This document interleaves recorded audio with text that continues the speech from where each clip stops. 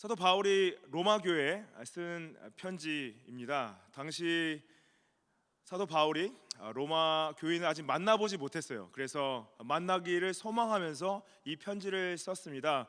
로마 교회는 사도 바울이 개척한 교회가 아니라 당시 디아스포라 유대인들이 가서 로마에 개척한 교회죠. 특별히 로마에 있던 헬라인들과 로마에 있던 유대인들이 함께 공존하는 교회였습니다. 그리고 그 당시 신약 성경이 쓰여지지 않은 채 교회가 생성이 되어지고 예수님을 따르고 있었기 때문에 굉장히 혼란스러운 것이 많이 있었겠죠. 특별히 유대인들이 가지고 있었던 어떠한 의롭게 되는 부분이라든지 구원을 받는 부분이라든지 또한 할례에 대한 부분이라든지 예수님께서 가지셨던 부분들을 들었던 사람들도 이런 것들을 자신들이 가지고 있던 유대 신앙 안에서 어떻게 정립할지에 대해서 굉장히 큰 갈등과 혼돈 가운데 있었습니다. 그때 사도 바울이 교회에 예수 그리스도 안에 복음을 분명히 설명해 주려 이 로마서에 편지를 쓴 거죠. 특별히 1장부터 11장까지는 복음의 내용을 계속 다루고 있습니다. 그리고 12장부터 16장까지는 복음을 알았다면 어떻게 살아갈지에 대한 부분을 다루고 있죠. 그래서 오늘 저희가 이제 3장을 마치고 4장에 들어왔는데 3장 지난주에 3장의 복음의 진수, 그래서 복음의 진수는 뭐였냐? 결국에는 우리 모두가 전적으로 하나님 앞에 타락을 했는데 타락한 인류가 하나님 앞에서 의롭게 설 수 있는 것은 율법의 행위나 율법의 순종이 아니라 오직 예수 그리스도의 구속의 복음을 믿는 믿음으로, 오직 믿음으로만 하나님 앞에 의롭게 설 수 있다라는 것을 설명을 했죠. 그걸 이제 저희가 이신칭의, 이신득이, 그래서 믿는 자는 하나님 앞에 의롭게 설 수 있다라는 그 교리를 가르치는 거죠. 그것을 실내로 들기 위해서 아브라함을 오늘 본문 가운데 얘기를 하고 있습니다. 왜 아브라함이 중요할까요? 아브라함이 중요한 이유는 유대인들은 아브라함이 받은 그 언약을 가지고 하나님께서 자신들을 택했다고 믿고 있었고, 또 중요한 것은 아브라함에 대한 이해 자체가 어떻게 보면 그들이 가지고 있는 신앙 가운데 굉장히 중요한 일부분이었습니다. 그래서 그거를 사도 바울이 아브라함이 하나님 앞에서 의롭게 된 것도 그의 행위가 아니라 그의 믿음 때문이었다라는 것을 강조하기 위해서 오늘 말씀을 하는 것을 볼 수가 있습니다. 4장 1절 말씀 보시면은 그런즉 육신으로 우리 조상인 아브라함이 무엇을 얻었다 하리요, 그러죠. 육신으로는 우리 조상이다. Forefather according to the flesh. 그렇죠? 조상인 거죠. 실제로 유대인들한테는 아브라함이 조상인 거죠. 예. 한국 사람들한테는 단군이 조상인 것처럼 그 아브라함이 굉장히 중요한 조상이었죠. 특별히 아브라함이 무엇을 얻었다 하리요, 하나님 앞에서 받은 게 무엇이냐라는 거죠. 하나님이 받은 게 무엇이냐? 2절 말씀 보시면은 만일 아브라함이 행위로서 의롭다 하심을 받았으면 자랑할 것이 있으려니와 하나님 앞에서는 없느니라, 그러죠. 하나님께서 아브라함이 하나님 앞에 받은 게 무엇이냐? 하나님 앞에 받은 건 의로움을 받았는데 그 의로움을 받은 것이 아브라함의 행위로 받았냐는 거예요. 그래서 당시 유대인들은 아브라함을 이해할 때 아브라함이 하나님 앞에서 그 행위가 완전했기 때문에 이렇게 됐다 생각을 하고 있었습니다. 놀랍게도. 그래서 이 므낫세의 기도나 외경에 보면은 아브라함의 행위가 완전했다는 기록이 있어요. 그리고 또 랍비들의 문헌을 봐도 랍비들의 문헌을 보면은 아브라함이 3살 때부터 하나님을 섬기시기 시작했다, 그런 기록이 있고, 또한 당시 아브라함이 살 때는 모세율법이 주어지지 않았죠.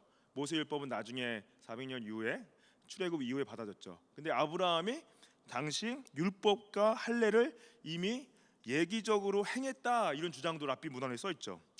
그리고 아브라함이 자신의 힘으로 하나님의 임재를 상징하는 빛나는 구름을 불러올 수 있는 첫 번째 인물이었다, 이런 기록들이 있어요. 그러니까 굉장히 신적인 존재, 약간 그 mythical figure, 그래서 신화적인 완전한 인물로 유대인들이 이해를 하고 있던 거예요.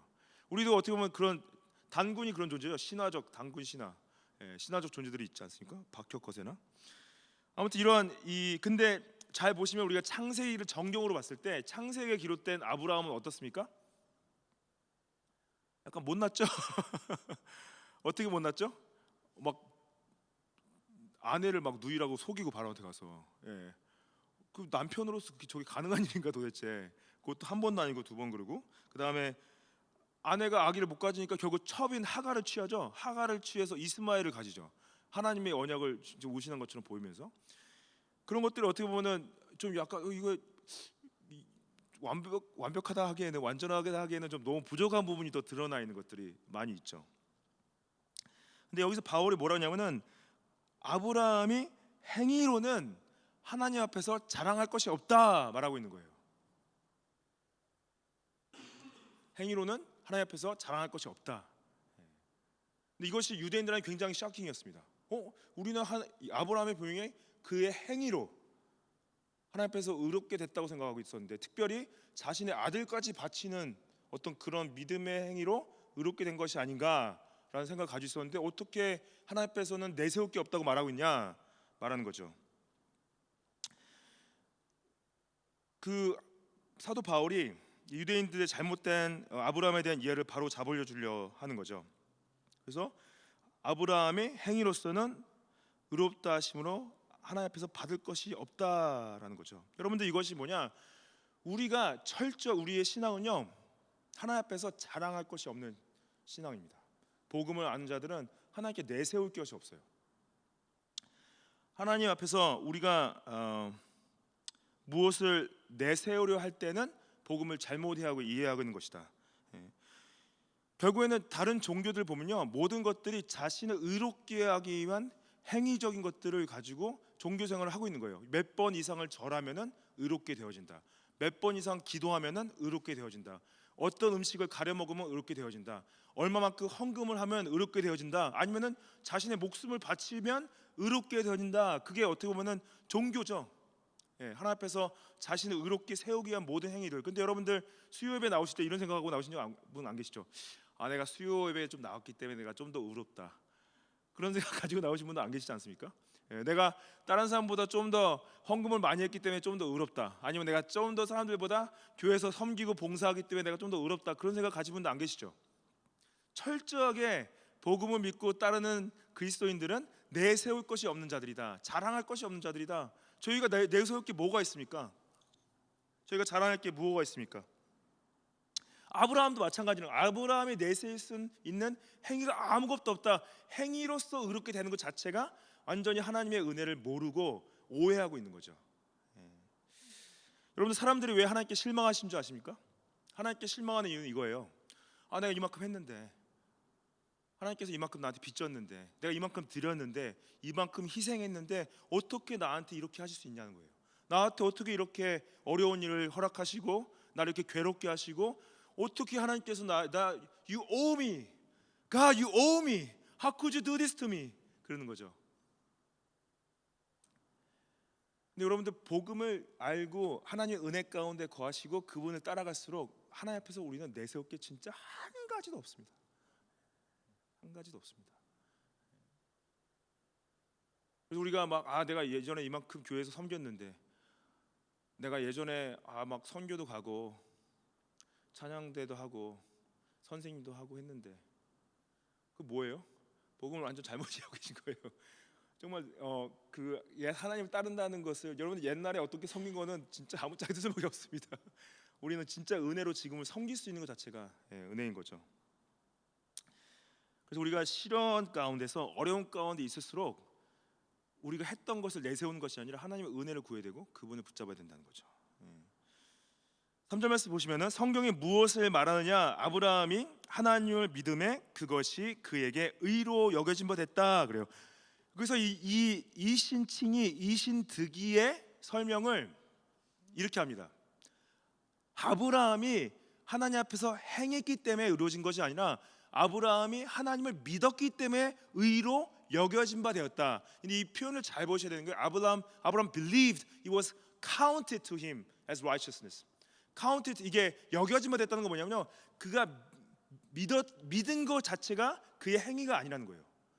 믿음 자체가 어떤 그 조건이 아니라 믿음 자체가 하나님께서 주신 은혜라는 거예요. 의로 여겨진 바 됐다. Counted to him as righteousness. 이게 창세기 15장 6절 말씀을 인용한 말씀입니다. 창세기 15장 6절 말씀 보시면은 아브라함이 여호와를 믿으니 여호와께서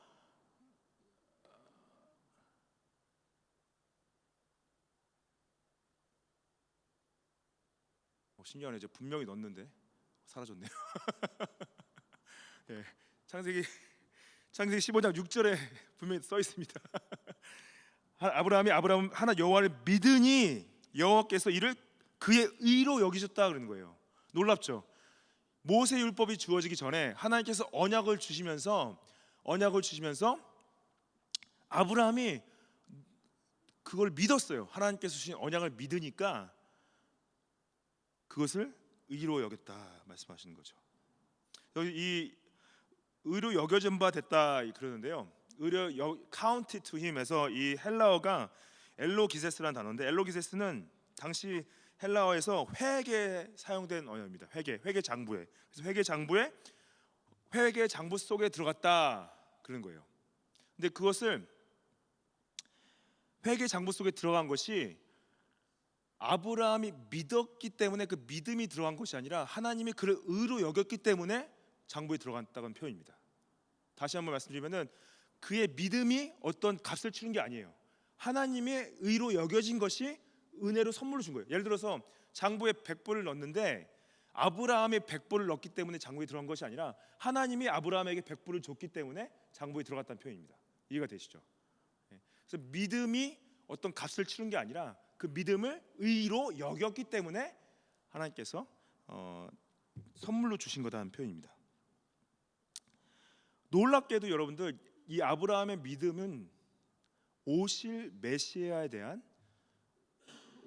메시아가 죄값을 대신 치르는 거에 대한 믿음입니다. 아브라함이 그걸 어떻게 알았어요? 그렇죠. 이삭을, 자신의 아들을 제물로 바치려 할 때 하나님께서 순양을 보내셔서 대신 제물로 드리게 하시죠. 그걸 이제 들어서 봤다는 표현을 쓰는데, 그걸 예수님께서 나중에 요한복음 가면은 아브라함이 나를 이미 봤다라는 표현을 쓰시죠. 그래서 구약의 백성들은요, 오실 메시아의 대속을 믿으면서 구원을 받는 거예요. 그래서 그들이 제물을 드릴 때 오실 메시아가 치를 대속의 은혜를 통해서 그들이 믿음으로 구원을 얻는 거죠. 구약의 백성들이 행위를 통해서 구원을 받는 게 아니었습니다. 하나님을 믿는 믿음인데, 특별히 하나님께서 메시아를 통해 이루실 약속을 믿는 믿음에서, 그게 창세기 3장에 나오는 그 최초복음, 그렇죠? 너의 자손을 통해서 내가 사단의 머리를 밟을 것이다 한 부분이란 그 선지자들을 통한 하나님께서 보내실 메시아의 약속들을 믿는 거죠. 이것을 이제 하나님께서 이게 사도 바울이 어떻게 설명하냐면 4절 말씀 보시면은 일하는 자에게는 그 삭시 은혜로 여겨지지 아니하고 보수로 여겨졌다 그러죠. 너무나 당연한 일이죠. 이게 뭐냐면은 노동력을 제공하고 보수를 받는 건 당연한 일인 거죠. 여러분들이 지금 직장에서 일하시고, 직장에서 일하면은 뭐 시간당으로 돈을 받는 분도 계시고 아니면 샐러리 받는 분도 계시죠. 근데 그거는 여러분들이 당연히 그 돈을 받아야 될 권리가 있는 거죠. 당연하죠. 만약에 근데 여러분들이 시간당 일했는데 일하는 사람 돈을 안 준다, 그러면은 여러분들이 권리를 못 찾는 거죠. 그거는 부당한 거죠. 근데 일하는 자가 보수를 받는 것은 은혜가 아닌 거죠. 이거 왜 이런 표현을 쓰냐? 결국엔 이 아브라함이 의롭게 여겨진 것도 그가 어떤 일을 했기 때문에 받은 보수가 아니라, 그가 받을 만한 조건이 없는데 하나님께서 그를 의롭게 여겼다는 걸 설명하기 위해서 말씀하시는 거죠. 5절 말씀 보시면은 일을 아니할지라도 경건하지 아니한 자를 의롭다 하시는 일을 믿는 자에게는 그의 믿음을 의로 여기신다. 이게 뭡니까? 이제 여기서 말하는 것을 여러분들이 아무 일도 안 했어요.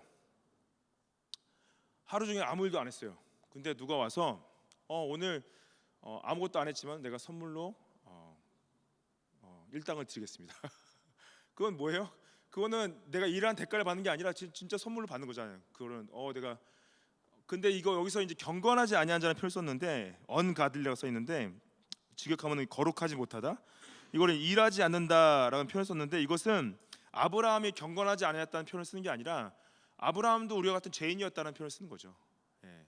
우리가 모두가 다 죄인이고 하나님 앞에서 우리가 내세울 것이 없는데 의롭지 아니한 자들, 죄인된 자들을 하나님께서 믿음으로 의로 여기셨다. 이건 하나님의 은혜를 설명하는 바울의 표현인 거죠. 그래서 하나님께서 근데 우리에게 선물로 주신 주신 건 뭐냐? 예수 그리스도의 생명이죠.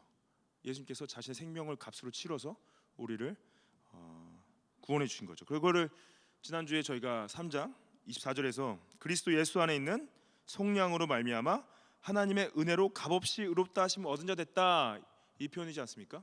그래서 우리는 한 게 아무것도 없어요. 내세울 게 아무것도 없고 자랑할 게 아무것도 없는데 오직 우리가 내세우고 자랑할 수 있는 건 무엇이냐? 예수 그리스도의 피값, 예수 그리스도의 속량하심, 대속하심, 그의 죽으심을 내세울 수 있는 거죠. 그분이 우리의 죄값을 대신 치루어 줬기 때문에 우리가 하나님 앞에서 의롭게 설 수 있다. 이걸 이제 사도 바울이 또한 에베소서 2장 8절에 너희는 그 은혜에 의하여 믿음으로 말미암아 구원을 받았다. 너희에게서 난 것이 아니다. 하나님의 선물이다. 더 직접적으로 표현하죠. 우리 이거는 완전한 선물이다. 하나님의 은혜이다. 믿음으로 말미암아 구원을 받았다. 명백하게 설명하고 있습니다. 이거를 사도 바울이요 아브라함의 예를 들면서 더 이거를 정확하게 설명하기 위해서 다윗을 들어요. 그래서 4장 6절 말씀 보시면은 이러한 것이 없이 하나님께 의로 여기심을 받은 사람의 복에 대해 다윗이 말한 바, 그래요. 다윗의 말씀을 시편 말씀을 인용하는데요. 이제 4장 7절 말씀 보시면 불법이 사함을 받고 죄가 가리워짐을 받는 사람들은 복이 있고 주께서 그 죄를 인정하지 아니하실 사람은 복이 있도다 함과 같다, 그러죠. 그래서 이 말씀이 시편 32편 말씀을 그대로 갖다 인용한 겁니다. 다윗이 한 말을. 그래서 허물의 사함을 받고 자신의 죄가 가려진 자는 복이 있도다. 마음에 간사함이 없고 여호와께 정죄를 당하지 않은 자는 복이 있다. 다윗도 하나님 앞에서 의롭게 되는 것이 자신의 행위가 아니라 하나님의 은혜로 용서받음을 통해서 의롭게 되는 것을 시편에서 말을 하고 있는 거예요. 다윗도 자신이 내세울 게 아무것도 없는 사람인 걸 알고 있었고 자신이 하나님 앞에서 의롭게 설 수 있는 유일한 길은 하나님의 용서하심밖에 없다는 것을 선포하고 있던 거죠. 근데 여기서 잘 보시면은 시편 말씀에는요 Blessed is the one whose transgression is forgiven, 그런데 로마서 말씀 보시면은 Blessed are those whose lawless deeds are forgiven. 그래서 시편 말씀에는 약간 단수, 그러니까 이제 singular, 죄송합니다. 이제 단수로 썼죠. 여기 복수로 쓰여지고. 근데 여기서 다른 거는 시편에서 transgression, 그래서 허물이라고 표현됐는데 여기서는 lawless deeds라고 써 있어요. 근데 이거를 왜 그러면 인용할 때 단어를 바꿔서 인용했냐? 단어를 바꾼 게 아니라 같은 의미긴 하죠. 허물이나 불법이나 같은 의미긴 한데 이게 이제 사도 바울이 언어 유희라고 워드 플레이라고 약간 라임하는 걸 좋아했어요. 라임을 했는데 여기서 로마서의 불법이란 단어가 아노이마이라고 아노이마이. 노모스가 이제 법이란 뜻이고 아노이마이는 불법이란 뜻인데 아노스를 쓴 이유는 뭐냐면은 뒤에 죄라는 단어가 하마르티아라는 단어예요. 그래서 아노스랑 아노이마이랑 아마르티아를 워드 플레이로 약간 라임하는 거 위해서 그거를 transgression이라 안 그러고 lawless deeds라고 이렇게.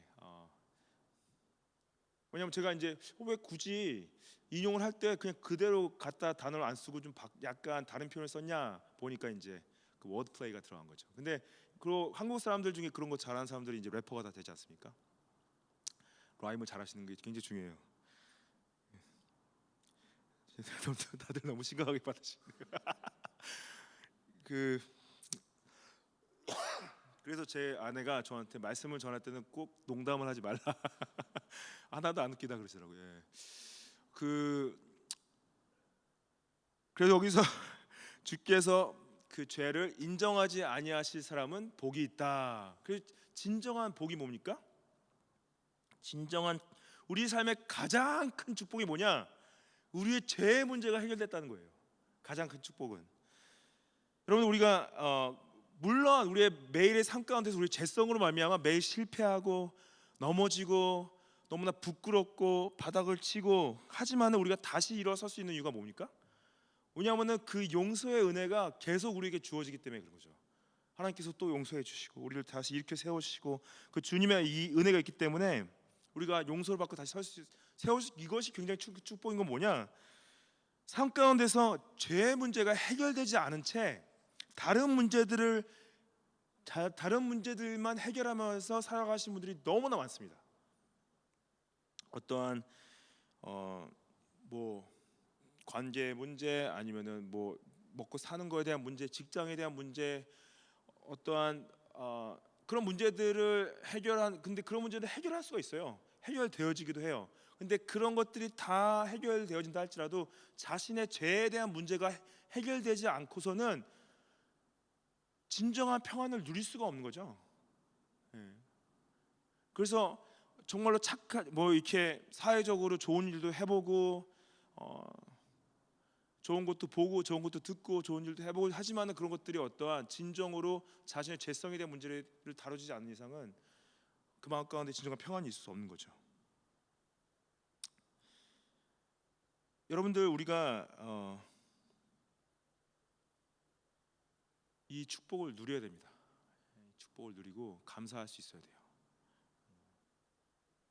예수 그리스도가 십자가의 대속을 통해서 우리의 죄를 해결해 주시고 더 이상 하나님께서 우리의 죄를 인정하지 아니하셔서 우리가 복을 받았습니다. 이것이 엄청난 큰 축복인 거죠.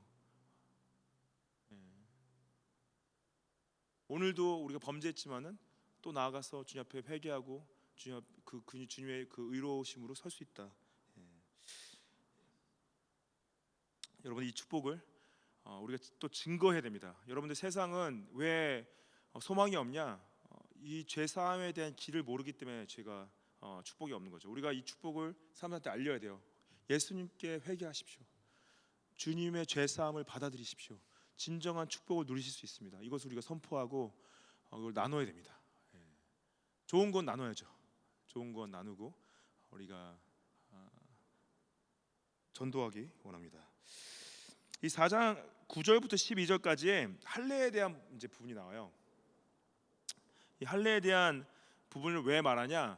당시 유대인들이 특히 유대인 크리스천들이 아브라함도 행위를 통해서 의롭게 되는 걸 말했지만은 동시에 본인들이 할례를 받았기 때문에 하나님 앞에서 구원받았다 생각하시는 분들이 계셨어요.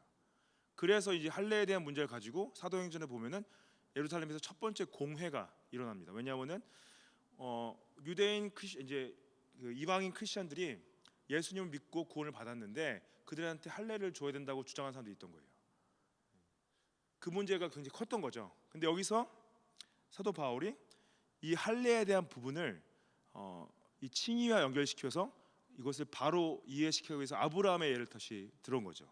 9절 말씀 보시면은 그런즉 이 복이 할례자에게냐 혹은 무할례자에게도냐 무릇 우리가 말하기를 아브라함에게는 그 믿음이 의로 여겨졌다 하노라. 그래서 이 9절 말씀 보니까 결국에는 할례자도 무할례자도 유대인이건 이방이건 이 복은 뭐냐? 예수 그리스도의 대속의 은혜로 받는 죄 사함의 복은 할례를 받았건 안 받았건 누구에게나 다 주어지는 것이다. 믿음으로 주어지는 것이다. 왜냐하면 아브라함도 할례를 받기 전에 믿음으로 의롭게 된 걸 설명하는 거예요. 그래서 10절 말씀 보시면은 그런지 그것이 어떻게 여겨졌느냐 할렛이냐 무할렛이냐 할렛이가 아니요 무할렛이다. 이것은 언제 아브라함이 할례의 증표를 받았냐는 건데요. 창세기 17장 11절 말씀 보시면은 이때 하나님께서 아까 제가 15장 말씀에서 믿음으로 의롭게 하신 것 말씀을 드렸죠. 그게 당시 아브라함이 이삭이 태어나기 전에 99세 정도의 그 언약을 받았다고 생각합니다. 그 칭의를 믿음으로 하면 칭의를. 근데 당시 이스마엘이 태어나기 전이었어요. 이스마엘이 태어난 이후에 한 13년이 지나고 나서 이때 17장 말씀에 할례의 증표를 줍니다. 할례의 증표. 할례의 증표는 뭐냐면은 여기서 나와 너희 사이에 언약의 표징이다 그러죠. 언약의 증표다. 이 언약의 증표를 주신 게 칭의 이전에 주신 게 아니라 아브라함이 의롭게 여기심을 받은 이후에 준 거예요. 그리고 또 아브라함이 이삭을 드리는 믿음의 행위는 훨씬 나중이죠. 아직 이삭이 태어나지도 않았기 때문에. 이 증표를 주신 것은 할례를 받은 것은 칭의를 받은 이후다라는 강조라는 거죠. 그래서 이 로마서에서 그 유대인 크리스천들에게 그가 할례의 표를 받은 것은 무할례 시에 믿음으로 된 의를 인친 것이다. 이는 무할례의 자로서 모든 자에게 조상이 되고 그들도 의로 여기심을 얻게 하려 함이라 그래요. 이게 뭐냐? 하나님께서 아브라함을 의롭게 그 믿음으로 의롭게 하신 것을 할례 전에 한 목적이 뭐냐면은 할례를 받지 않은 사람들도 믿음으로 의롭게 되는 것을 알게 하시려고 하신 거다라고 바울이 설명하는 거죠. 이해가 되십니까? 그래서 왜 아브라함이 우리의 조상이에요? 왜 아브라함이 모든 그리스도인들의 조상입니까? 딱 이것 때문에요. 우리는 할례 받지 않았지만은 예수 그리스도를 믿는 믿음으로 의롭게 된 것처럼 그 하나님께서 아브라함에 주신 언약을 예수 그리스도 성취하고 우리가 동일하게 아브라함을 우리의 조상이다 부를 수 있는 거죠. 믿음의 조상이다. 그러니까 유대인들이 그러면은 아브라함이 이방인들의 조상이면 우리가 조상된 건 어떻게 된 거냐 물어본 거죠. 그러니까 12절 말씀에 또한 할례자의 조상이 되었다. 너희들이 그가 육적으로 조상된 게 취소된 건 아니다 말하는 거죠. 할례 받은 자뿐만 아니라 우리 조상 아브라함이 무할례 시에 가졌던 믿음의 자치를 따르는 자들에게도 그러하다 그래요. 이걸 왜 강조하냐? 결국에는 유대인들이 육적인 아브라함의 자손들인데 육적인 아브라함의 자손이 영적 자손은 아니라는 거예요. 다 나중에 이제 로마서 9장에도 나오는데 믿음의 자치를 따라가는 영적 자손이 되는, 육적으로 유대인이지만은 예수 그리스도를 믿는 믿음으로 의롭게 되지 않으면은 아브라함이 진정한 영적 조상이 될 수 없다는 걸 강조하는 거죠. 그래서 유대인들도 할례를 받은 자들도 믿음으로 의롭게 돼야지 진정한 아브라함의 후손이다라는 것을 강조하는 거죠. 근데 왜 그러면은 우리가 더 이상 이 하나님께서 아브라함에게 주신 할례의 증표를 받지 않고 세례를 받냐? 그것은 이 말씀 때문입니다. 골로새서 2장 말씀 보십시오. 또 그 안에서 너희가 손으로 하지 아니한 할례를 받았으니 곧 육의 몸을 벗는 것이요 그리스도의 할례니라. 너희가 세례로 그리스도와 함께 장사되고 또 죽은 자들 가운데서 그를 일으키신 하나님의 역사를 믿음으로 말미암아 그 안에서 함께 일으키심을 받았다 그래요. 잘 보십시오. 여기서 그리스도의 할례가 뭐냐? 그리스도의 할례가 세례다라는 거예요. 그래서 아브라함에게 주신 언약의 증표는 할례였는데 그 아브라함의 언약을 성취하신 분이 예수 그리스도신데, 예수 그리스도의 새 언약은 하나님께서 언약의 증표로 세례를 주신다라는 거죠. 그래서 교회의 일원이 되는 것은 그 그리스도의 언약의 증표인 세례를 받음으로 교회의 일원이 된다. 세례에 대한 이해가 굉장히 중요합니다. 왜냐하면 세례도요, 유대인들처럼 잘못 이해될 수가 있어요. 뭐냐, 내가 할례를 받았기 때문에 하나님 앞에서 의롭고 구원받은 자다라는 그 오해가 있었잖아요. 동시에 내가 세례를 받았기 때문에 하나님 앞에서 구원받은 자다라고 오해를 할 수가 있습니다. 이것이 뭐냐, 세례를 통한 중생론인데요, 로마 카톨릭이 아직도 가르치는 거예요. 천주교에서는 유아들한테 세례를 주면서 이 세례를 받음으로 죄가 사함을 받고 구원을 받는다고 가르칩니다. 그렇기 때문에 개혁자들이 개혁한 중요한 이유 중에 하나예요. 세례를 언약의 증표로 안 보고 어떠한 그 세례 자체에 능력이 있어서 그걸 받음으로 말미암아 구원을 얻는다고 생각한 거죠. 할례랑 똑같이 이해를 한 거예요. 유대인들이 할례를 오해했던 것처럼 세례를 오해하고 잘못 오역을 한 거죠. 할례를 받았기 때문에 구원을 받는 것이 아니라 그 언약의 증표를 받고 하나님을 믿어야지 믿음으로 그렇게 되는 거죠. 근데 우리가 왜 장로교에서는 유아들한테 세례를 계속 주냐? 하나님께서 아브라함에게 언약의 증표를 주면서 너희 자녀들에게 자손에게 다 주라고 명령했잖아요. 그게 뭐냐면은 하나님의 은혜의 증표이기 때문에 그래요. 하나님이 자신의 백성들을 구원하는 데 있어서 특별히 믿는 가정, 믿는 부모의 자녀들도 하나님께서 구속하시고 구원하시겠다는 약속을 믿는 믿음의 증표로 아이들에게 주는 거죠.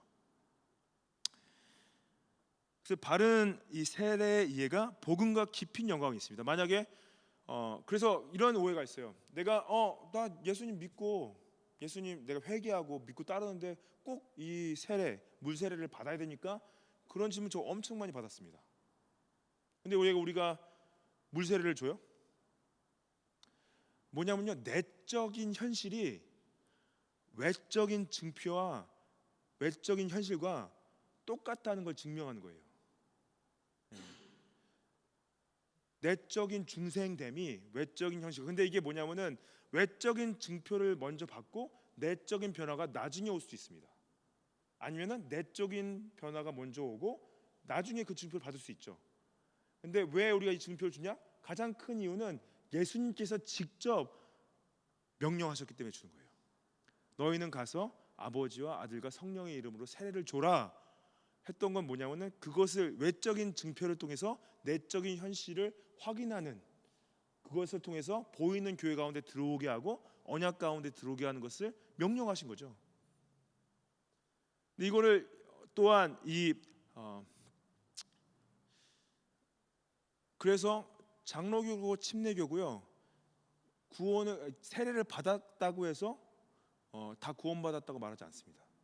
왜냐하면 외적인 표징과 내적인 현실이 다를 수 있기 때문에. 근데 만약에 내적인 현실과 상관없이 세례만 받고 구원받았다 말하는 것은 지금 천주교가 가르치는, 마치 할례를 받았기 때문에 구원을 받았다 말하는 것처럼 오해하고 있는 거죠. 세례를, 그리고 의외로 제가 세례에 대한 부분을 말씀드리면서 세례에 대한 오해와 잘못된 생각을 가지고 세례를 받으신 분들이 많더라고요. 바른 이해를 가지고 저희가 원하는 건 무엇이냐? 예수 그리스도의 새 언약의 증표를 우리가 이 교회가 주기 원합니다. 특히 믿는 부모님들의 아기들한테, 또한 예수님을 믿고 나오는 분들한테 세례를 주기 원해요. 그것이 여러분들, 저는 제가 정말로 못난 꼴을 많이 보인 것이 세례 줄 때 많이 못난 꼴을 보이죠. 너무 그 감격스러워서 너무 감격스러워서.